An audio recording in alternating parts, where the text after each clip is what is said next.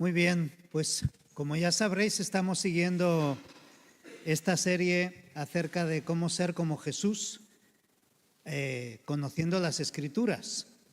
Y hemos estado hablando en estos últimos domingos acerca de la venida de Jesús, cómo Él se humana, se hace un niño, un bebé, cómo vemos alguna etapa de su adolescencia y cómo seguidamente Juan el Bautista está allí predicando en el desierto, anunciando de que el Señor viene y que hay que estar preparados y que hay que limpiarse y bautizarse en aquel bautismo que predicaba Juan para preparar los corazones y las vidas para la venida del Señor. Y es en este momento justamente en el que quiero que ahora vayamos avanzando un poquito más y quiero que veamos aquí en algunos trazos cómo Jesús entra aquí, inicia su ministerio y lo hace de algunas maneras en estos pasajes que, bueno, no vamos a leer todos. Hemos leído cómo Juan el Bautista pues habla acerca de Jesús, cómo lo presenta, y quisiera en algún modo que viéramos tres presentaciones en estos pasajes acerca de la entrada o el inicio del ministerio de Jesús. En algún momento, en alguna etapa de nuestras vidas, nosotros también hemos empezado nuestro trabajo. Durante un tiempo pues nos hemos estado preparando, hemos ido al colegio, hemos estudiado, hemos hecho algún tipo de formación profesional para ejercer nuestro oficio, y después de todo este tiempo de preparación pues vamos a ese trabajo. Pues Jesús, en un momento de su vida, a los 30 años, comienza su ministerio. Y es lo que quiero que veamos. Este inicio lo podemos encontrar en los 4 evangelios.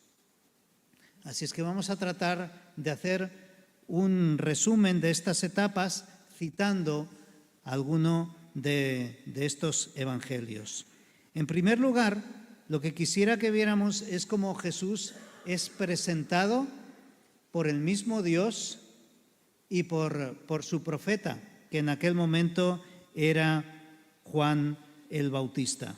Si por ejemplo vamos al Evangelio de Mateo, en el capítulo 3, encontramos, como vimos hace poco, Juan el Bautista anunciando y llamando a la gente a que se arrepienta y a que se bauticen y sean limpios de sus pecados. Y cuando llegamos al verso número 13, vemos que Jesús mismo se presenta delante de Juan. Y allí parece que tienen una pequeña discusión. Juan le termina diciendo, vemos en el verso, por ejemplo, 14, Mateo 3, 14, dice: mas Juan se le oponía, diciendo: yo necesito ser bautizado por ti, ¿y tú vienes a mí? Y entonces Jesús le responde: deja ahora, porque así conviene que cumplamos toda justicia. Seguidamente Jesús es bautizado, y cuando sube del agua, nos dice en el verso número 16, los cielos son abiertos y el Espíritu Santo, el Espíritu de Dios, desciende como paloma y viene sobre él. Y seguidamente se oye una voz que dice: este es mi Hijo amado, en quien tengo complacencia. Así es que podemos ver aquí a Dios mismo presentando a su Hijo a la humanidad, dando inicio a esta nueva etapa, a este principio de su ministerio, con el respaldo de Dios y también con el respaldo del profeta que en aquel tiempo estaba allí, Juan el Bautista, el cual desde ese momento y tal y como el Señor le había estado hablando, diciéndole: al que veas descender el Espíritu Santo sobre él, este es el que yo he escogido, este es el Mesías. Y desde aquel momento Juan el Bautista comienza a anunciar: este es el Cordero de Dios, este es el Hijo de Dios. Y quisiera que meditáramos por un momento en esta primera parte, en esta primera presentación. Juan predica un bautismo de arrepentimiento y se prepara a la gente para la venida de este rey. Y cuando llega y ve y se encuentra delante de él, ahí comienzan a hablar y Jesús le tiene que decir: es necesario que cumplamos toda justicia. Es necesario que yo también me bautice. Es impresionante ese momento donde Jesús mismo desciende a las aguas.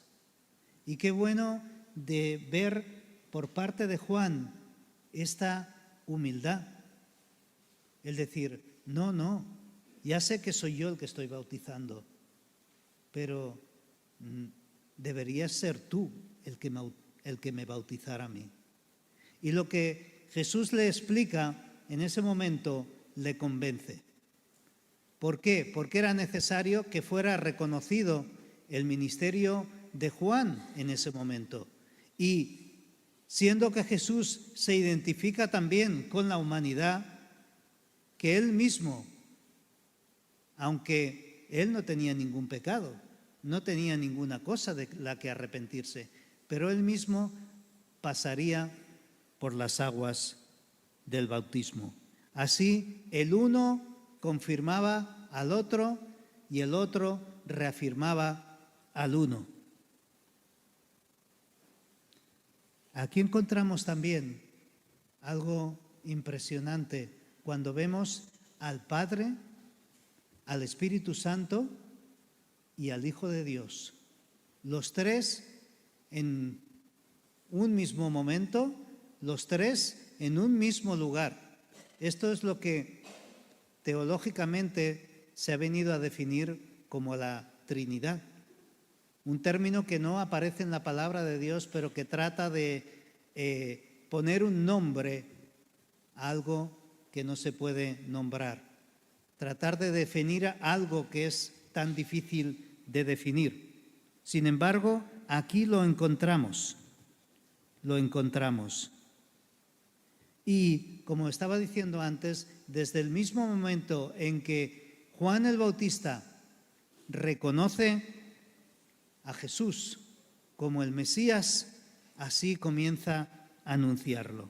Su mensaje cambia desde ese momento, porque pasa de decir: preparados porque viene el Mesías, a decir: el Mesías ya está aquí, seguidle a él, como más adelante veremos también. A partir de entonces, la vida de Jesús será un prepararse para hacer ese trabajo que había venido a hacer, como Cordero de Dios, venir a sacrificarse y a morir en aquella cruz para quitar el pecado del mundo. Así es que quisiera que pensáramos en un momento en lo que acabamos de ver ahora. Primero, en cuanto a Juan el Bautista, ¿no sería maravilloso que nosotros actuáramos también siempre así, dándole el lugar de honor al otro? A veces queremos estar siempre ahí los primeros. A veces queremos que el foco siempre nos esté enfocando a nosotros, cuando el protagonista es Jesús. Y tenemos que darle siempre el lugar que merece. Y también, ¿no sería más sencillo escuchar a Dios y cambiar nuestro lenguaje cuando es necesario hacerlo? Desde aquel momento Juan el Bautista dijo: aquí está el Cordero, aquí está el Hijo de Dios. Ha llegado el momento.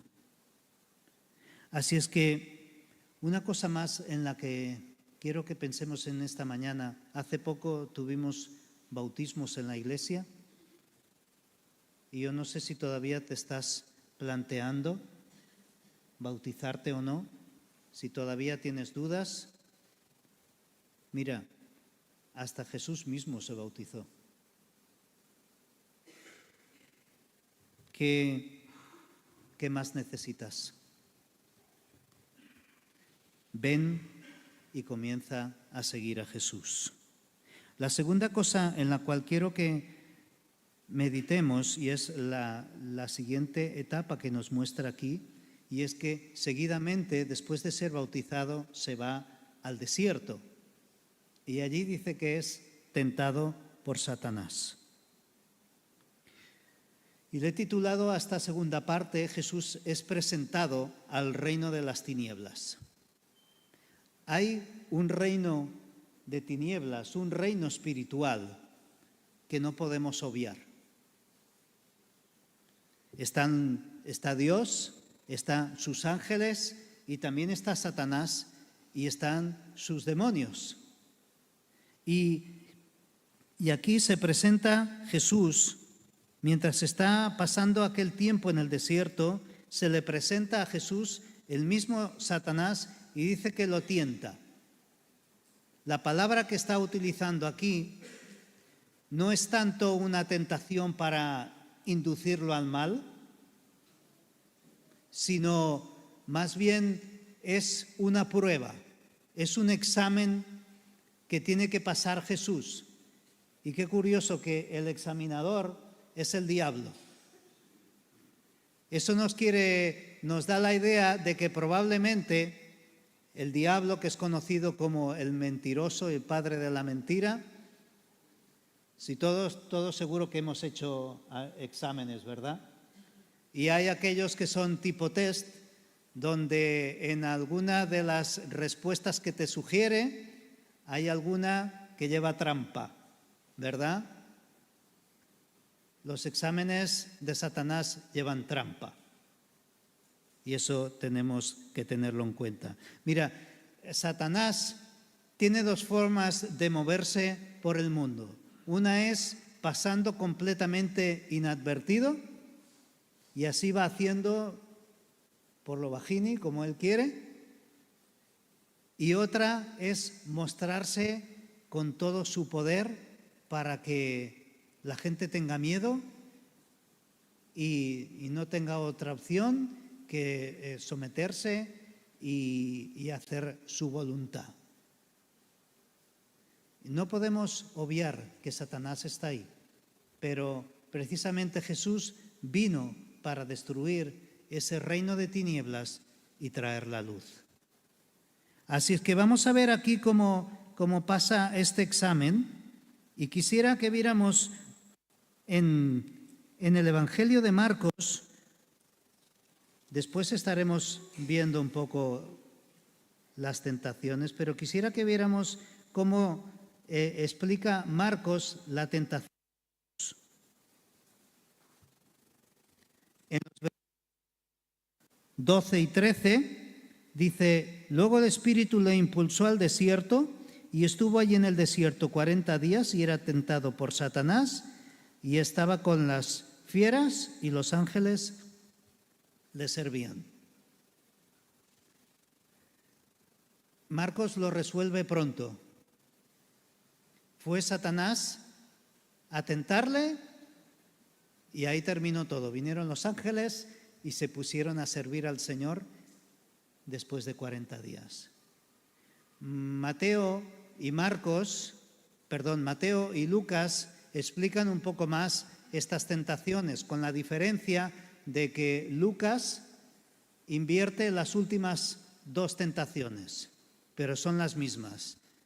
Y Juan el evangelista, ni siquiera lo menciona. No se molesta en mencionar las tentaciones de Jesús. Y es que es eso, a veces hay gente que le da mucha importancia, y como decía antes, sí tiene cierta importancia porque hay un mundo espiritual que debemos conocer, o al menos debemos saber que está ahí, pero también no darle más importancia de la que se debe, porque, como decía al principio, lo importante es Jesús y Él tiene todo el poder. Había una ocasión un famoso evangelista que en una noche, cuando él estaba durmiendo plácidamente en su cama después de una campaña, pues de repente escuchó un estruendo a los pies de su cama, y así que uno se va despertando y ve a los pies una figura monstruosa y se da cuenta de que es Satanás. Entonces ya cuando ya se ha despertado lo suficiente, entonces dice, eres tú, y se da media vuelta y sigue durmiendo. Sí tiene cierta importancia, pero aquel que tiene todo el poder es Jesús, es Dios, y Él está con nosotros. Por tanto, estemos siempre al lado de Jesús. Veamos un poco estas 3 pruebas que le pone Satanás a Jesús. Parece que Satanás está empeñado en que Jesús le demuestre bajo sus condiciones que Jesús es el Hijo de Dios. Y quiere que lo haga en los siguientes términos. Le dice, usa tu poder para cambiar la materia a tu voluntad, para comer y que yo lo vea. Eso es lo que le está diciendo ahí. Coge estas piedras, haz que se conviertan en pan, y yo ya con eso ya me quedo contento, ya veo que tú eres el Hijo de Dios. Pero Jesús le responde citando las Escrituras. Así que os animo una vez más, como seguiremos haciendo en este tiempo, a ir conociendo las Escrituras y que sean parte de nuestro vocabulario, que sean parte de nuestros consejos y sean parte de nuestras respuestas.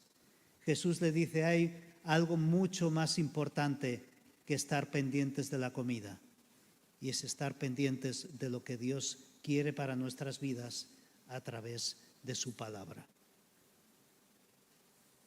Así es que Jesús no entra en el juego de las cosas que le propone aquí Satanás.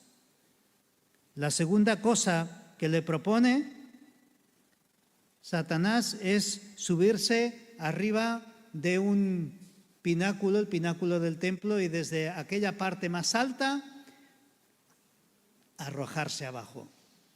Y además dice, mira, para que veas que yo también sé de la Biblia, allí en los Salmos dice que Dios enviará a sus ángeles para socorrerte. Así es que obliga a Dios, eso es lo que le está diciendo, obliga a Dios a socorrerte, y que así se demuestre delante de todos que tú eres el Hijo de Dios. Y nuevamente Jesús le responde citando las Escrituras y le dice, mira, no voy a tentar a Dios, porque así lo dice la palabra, no tentarás al Señor tu Dios, ni tampoco tú tienes que hacerlo. Y ahí Satanás ya se queda un poco parado. Y bueno, tengo una idea más, una prueba más. Y entonces le muestra todos los reinos del mundo. Yo no sé si tenía un proyector como este o no sé cómo lo haría, pero dice que le muestra todos los reinos del mundo y le dice, me han sido entregados, yo soy el príncipe de este mundo. Pero si quieres yo te los entrego a ti y así te ahorras todo el trabajo que te propones hacer, solamente con una condición, póstrate y adórame. Simplemente me adoras a mí y pondré todos los reinos a tus pies. Por lo cual Jesús le tiene que citar nuevamente las Escrituras y mandarle que se vaya. Solamente a Dios tienes que adorar y solamente a Él voy a adorar. Yo tengo mi propio camino, el que ha marcado el Señor. Y sí, un día todos los reinos se postrarán a mis pies, pero no porque me los des tú. No aceptes nada de lo que el diablo te ofrezca. Te lo cobrará, aunque te diga que es gratis, te lo cobrará con creces. No entres en el juego del diablo. Siempre saldrás perdiendo. Así es que como en las películas de terroristas y secuestradores, el FBI nunca negocia con terroristas y Satanás es el mayor de los terroristas que hay en este mundo. Así es que no te dejes seducir por sus palabras encantadoras, sino céntrate en la palabra de Dios y busca las respuestas a sus propuestas. Seguidamente encontramos otra etapa más en este inicio del ministerio de Jesús, y es cuando Jesús se presenta a sus discípulos. Hemos estado leyendo en Juan capítulo 1, pero también en los evangelios encontramos el episodio en que Jesús encuentra a Pedro y a su hermano y a 4 pescadores en total que están ahí remendando las redes, y pasa Jesús por allí y les dice: seguidme, yo voy a hacer de vosotros pescadores de hombres. Mateo entra un poco más en detalle en cuanto a esto y nos dice que después de estar en el desierto, Jesús se va a Galilea. Y nos cita a Isaías diciendo que en ese lugar, en esa región de tinieblas, viene Jesús, viene a traer de su luz, comienza a predicar el Evangelio y se da a conocer a la gente. Jesús pasa un tiempo con ellos y después los llama a seguirle, los llama a ser parte de su equipo. Y en la parte que hemos leído de Juan es lo más inmediato. Juan el Bautista, como hemos visto, ve a Jesús y comienza a decirle a sus discípulos, a los discípulos que él tenía, les dice: Jesús es del cual yo estaba hablando. Él es el Mesías, el Cordero de Dios. Seguidle a él. Y dice que Andrés y otro discípulo más, que o bien Juan no sabía quién era, o a lo mejor en el lenguaje que utiliza Juan es posible que fuera él mismo, porque él siempre se refiere como el que más amaba, como otro de sus discípulos. Es muy humilde Juan. Pues estos dos comienzan a seguirle a Jesús. Literalmente, ven a Jesús y se van detrás de él. Y cuando Jesús se da cuenta de que le están siguiendo, entonces habla con ellos, le preguntan dónde vive, dónde duerme, y se van con él y pasan una noche con Jesús. Y sus vidas son transformadas. Sus vidas son transformadas. ¿Qué no daríamos por estar una noche con Jesús, verdad? Nosotros que ya le conocemos, pero tenemos que animar a los demás. Y si hay alguien aquí que está presente o va a ver este vídeo, yo te animo a que busques a Jesús, que pases tiempo con Él para conocerle, y tu vida cambiará por completo. Al día siguiente, Andrés se va directo para su hermano Simón, y le dice: hemos encontrado al Mesías, hemos encontrado a aquel que estábamos esperando durante tiempo. Y se lo presenta. Aquí tenemos otra cosa que podemos aprender. Vamos a presentarle a Jesús a nuestros familiares. Vamos a presentarles a Jesús, a aquel que es el deseado de las naciones. Después se encuentra con Felipe, habla con él, y Felipe, al tener ese encuentro con Jesús, también su vida es transformada y va corriendo a hablar con su amigo Natanael. Y cuando Natanael tenía sus dudas, pero cuando comienza a hablar con Jesús y darse cuenta de que Jesús tiene en cuenta aún esos momentos en los que pensamos que nadie nos ve, entonces también decide creer en Jesús. Y Jesús le dice: porque te dije esto, has creído, vas a ver cosas mucho más grandes. Así es que si creemos en Jesús, esperemos cosas grandes en Él, porque tenemos un Dios grande que nos respalda.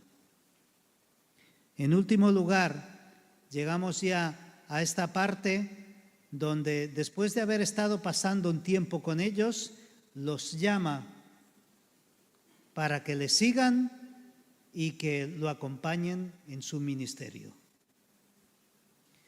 Una de las cosas que hemos estado viendo también estos domingos anteriores, que tiene que ver con la vida cotidiana de aquel tiempo en Israel, es que normalmente un israelita a lo más que aspiraba era a seguir el oficio de su padre. El que era carpintero, todo lo que aspiraba era saber cortar bien la madera, saber poner bien los clavos, y que cuando faltara su padre pudiera continuar con su trabajo y sustentar a su familia.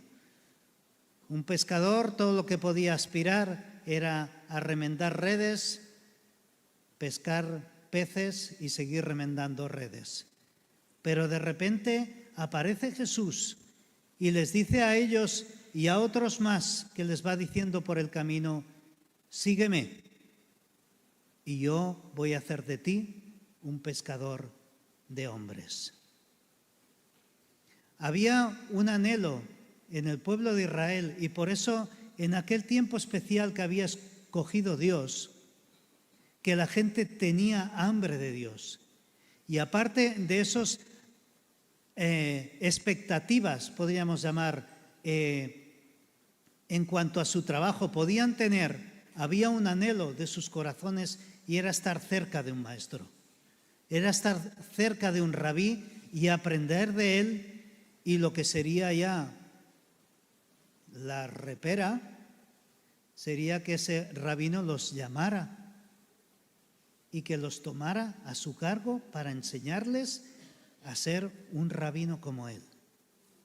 Y de repente Jesús hace eso con sus discípulos, con aquellos que había estado cerca de él durante ese tiempo, y los llama y les dice: a partir de ahora vais a dejar todas estas cosas y os vais a dedicar a estar conmigo.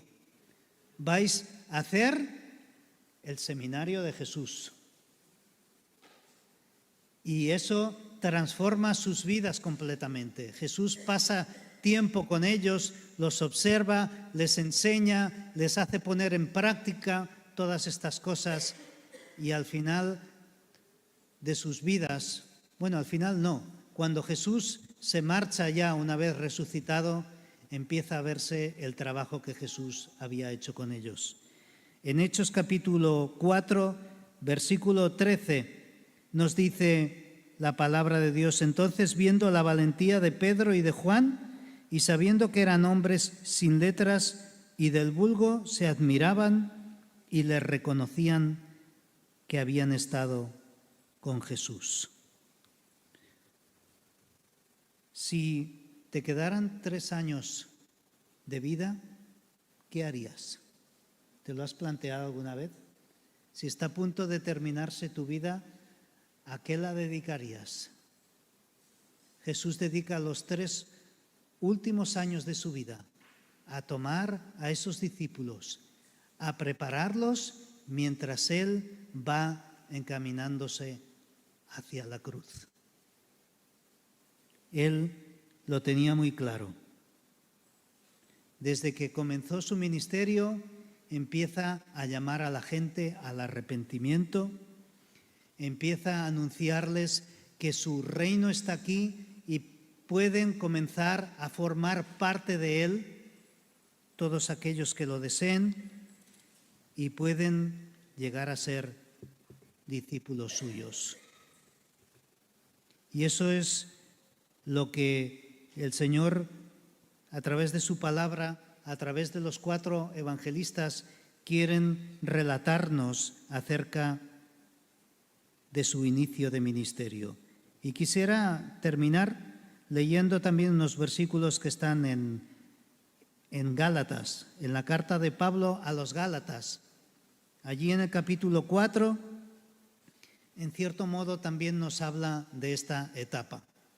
Dice, pero cuando vino el cumplimiento del tiempo, Dios envió a su Hijo, nacido de mujer y nacido bajo la ley, para redimir a los que estaban bajo la ley, a fin de que recibiéramos la adopción de hijos.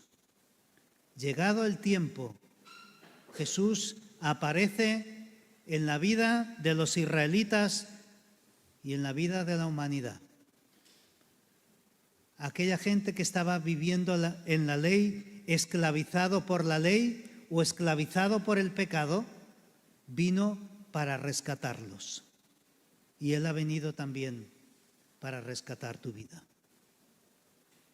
Jesús es presentado por Dios y por su profeta. ¿Qué más necesitamos escuchar? Jesús es presentado delante del reino de las tinieblas y no tienen otra opción que marcharse porque Jesús no les da ninguna oportunidad. Y en último lugar, Jesús se presenta delante de sus discípulos y les llama a seguirle. De la misma forma, Jesús nos llama en esta mañana. Si todavía no conoces a Jesús, búscale. Busca tener un encuentro con Él y Él cambiará tu vida completamente. Oremos. Gracias, Jesús, por venir a la tierra. Gracias por mostrarte a los hombres. Y gracias por el día en que pudimos conocerte, en que pudimos tener un encuentro contigo y tú transformaste nuestras vidas completamente. Te pido que muchos más de los que están aquí, o a lo mejor verán este vídeo, puedan llegar a conocerte y reconocerte como su Señor y Salvador. Muchas gracias, Señor. Amén.